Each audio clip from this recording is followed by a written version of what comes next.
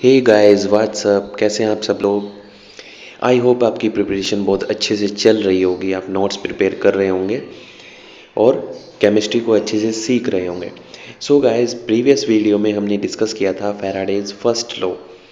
उसके कुछ फॉर्मूलाज हमने देखे थे जो कि न्यूमेरिकल्स में बहुत काम आने वाले हैं गाइस। सो गाइस, आज हम डिस्कस करेंगे फैराडे का सेकेंड लॉ। उसमें देखेंगे कि फैराडे ने क्या नई बात बताई थी हमें और वो क्या क्या फॉर्मूले देके चले गए जो हमें न्यूमेरिकल्स में यूज़ करने हैं। सो गाइस, आइए फिर शुरू करते हैं। मैं हूं अंशु शर्मा, आपका केमिस्ट्री टीचर, और आप देख रहे हैं आपका अपना channel Brainic education chemistry. So guys, first law में बात थी कि जितना हम चार्ज सप्लाई करेंगे सर्किट में उतना ही हमें मास मिल जाएगा, उसी के डायरेक्टली प्रोपोर्शनल जो इलेक्ट्रोड पे प्रोडक्ट बनेंगे उनका मास, है ना।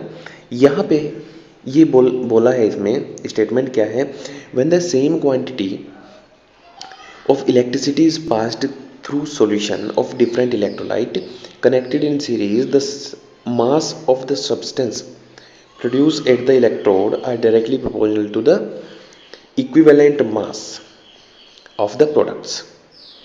So guys, सबसे पहले तो यहाँ पे हमें जो कनेक्शन देखना है वो देखना है सीरीज में, कि मोर देन वन इलेक्ट्रोलाइट हो, या यूँ कह लो कि more than one electrolytic cell हो, और वो जितनी भी हो 1 2 3 4 वो सारी सीरीज में कनेक्टेड हो।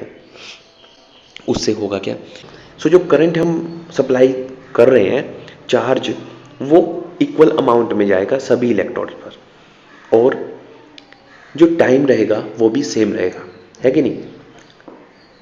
एक ही सर्किट से जुड़े हुए हैं तो टाइम भी सेम रहेगा। जितनी टाइम के लिए हमने स्विच को ऑन किया है दोनों सेल में, उतने टाइम के लिए इलेक्ट्रिसिटी जाएगी। अब यहाँ पे मैंने दिखाए हुए हैं फिगर में 2 इलेक्ट्रोलाइटिक सेल हैं जिसमें 4 इलेक्ट्रोड है, मीन्स आपको 4 प्रोडक्ट मिल सकते हैं, 2 भी मिल सकते हैं, है ना। ये डिपेंड करता है इलेक्ट्रोलाइट क्या ले रहे हैं हम और इलेक्ट्रोड किस चीज़ के ले रहे हैं, है ना। ये मैं बता चुका हूँ कि प्रोडक्ट किन किन चीज़ों पे डिपेंड करता है। Clear guys. So according to the statement, जो स्टेटमेंट बोला गया था वो क्या था कि अगर electrode A B C D करके, यहाँ पे मैंने क्या दिखाए हैं, ये 4 प्रोडक्ट दिखाए हैं। इलेक्ट्रोड भी मान लो इनको और प्रोडक्ट भी इन्हीं को मान लो, है ना। ए बी सी डी 4 यहाँ पे क्या है, इलेक्ट्रोड के प्रोडक्ट्स हैं। So mass of product A W A ratio mass of product B ratio mass of product C ratio mass of product D is equal to equivalent mass of A ratio equivalent mass of B ratio equivalent mass of C and all and so on. So guys, जो mass का ratio है product के वो उनके equivalent mass ratio के equal होगा। ये बात उसने बोली कि अगर सीरीज कनेक्शन है तब। इक्विवेलेंट मास आप जानते ही होंगे, molar mass upon n factor, और एन फैक्टर आपको आता ही होगा, मैं इसको प्रीवियस वीडियोस में बता चुका हूँ। Clear guys.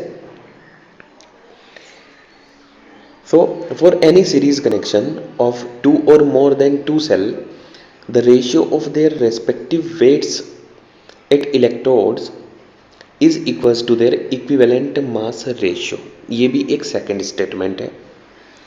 यदि वहाँ पे सिर्फ 2 ही प्रोडक्ट आपको मिल रहे हो तो सिंपली हम उनको कैसे लिख सकते हैं, mass of product 1 upon mass of product 2 is equal to equivalent mass of product 1 upon equivalent mass of product 2।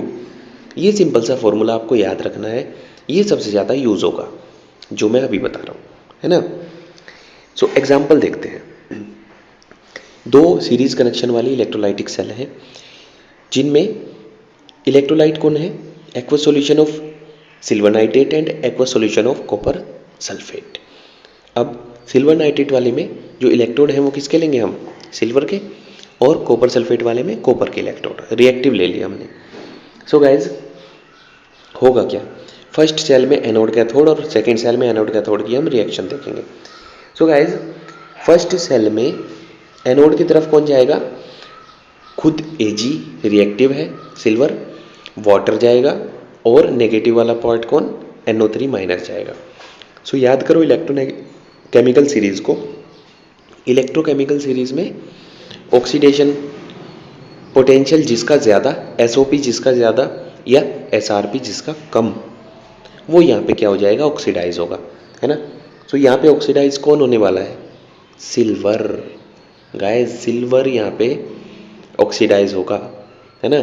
Oxidation वाला पानी देखना है, NO3 को देखना है और सिल्वर को देखना है। तो सिल्वर जो है वो इन सीरीज में सबसे ऊपर है इन तीनों में। तो सिल्वर यहाँ पे विनर होगा और उसका हो जाएगा oxidation by losing in electron. Clear guys.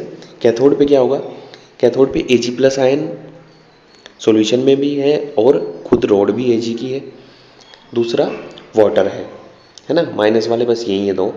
सो यहाँ पे भी Ag ही विनर होगा, क्योंकि रिडक्शन वाला पानी देखो और Ag को कंपेयर करो, जो सिल्वर होगा वो रिडक्शन वाले पानी से नीचे होगा, उसका SRP ज़्यादा होगा, है ना। सो जिसका SRP ज़्यादा उसका रिडक्शन पहले होगा। Clear guys. सो यहाँ पे हमें फर्स्ट सेल में क्या मिल रहा है, कैथोड पर सिल्वर डिपॉजिट हो रहा है। सेकेंड सेल में क्या होगा, सेकेंड सेल में आप कॉपर की रिफाइनिंग देख चुके हो, उसमें कैथोड पे आपको क्या मिलता है, कॉपर डिपॉजिट होता है।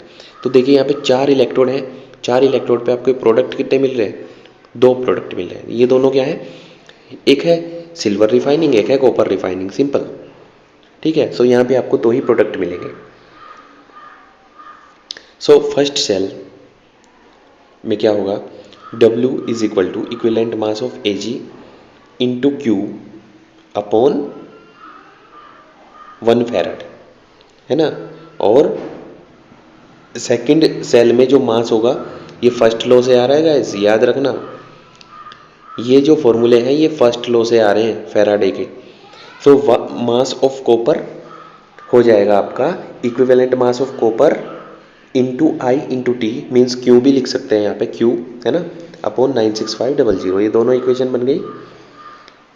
रेशियो आप फाइंड कर लो यहाँ से, करंट सेम है, टाइम सेम है, 96500 सेम है, तो आपका mass of Ag upon mass of copper is equal to equivalent mass of Ag upon equivalent mass of copper find हो गया।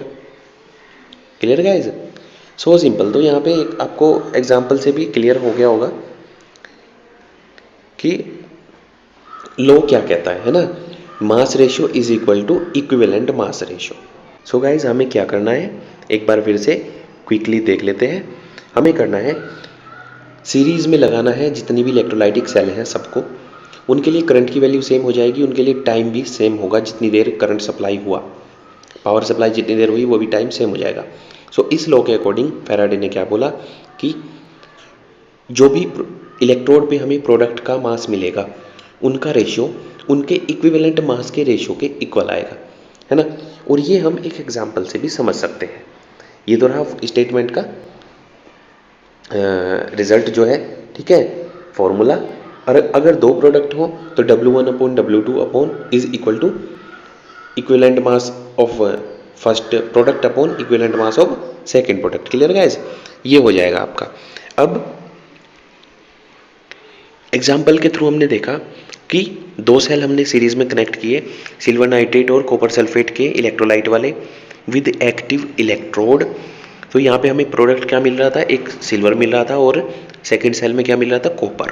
क्लियर गाइस, सो हमने फर्स्ट लॉ वाले जो फॉर्मूलाज थे वो अप्लाई कर दिए दोनों का मास फाइंड करने के लिए। आप प्रीवियस वीडियो में देख लेना, ये फॉर्मूले ड्राइव हो चुके हैं, है ना।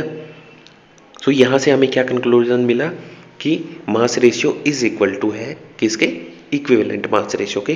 तो ये बात प्रूफ होती है। ये फॉर्मूले में आपको न्यूमेरिकल्स में ये फॉर्मूला आपको यूज़ करना रहेगा। इससे न्यूमेरिकल्स सॉल्व होंगे, तो याद रखें इसको। ये क्वेश्चन एग्जाम में भी पूछे जाते हैं, आप प्रीवियस पेपर उठा के देख सकते हैं। क्लियर गाइस, सो आज की वीडियो में इतना ही। नेक्स्ट में हम चलेंगे गैल्वेनिक सेल पे। क्लियर। सो गाइज आज की वीडियो में बस इतना ही। मिलते हैं नेक्स्ट वीडियो में कुछ नए पॉइंट्स, कुछ नए फैक्ट्स के साथ। सो गाइज पढ़ते रहिए, आगे बढ़ते रहिए और स्वच्छ रहें, स्वस्थ रहें। All the best.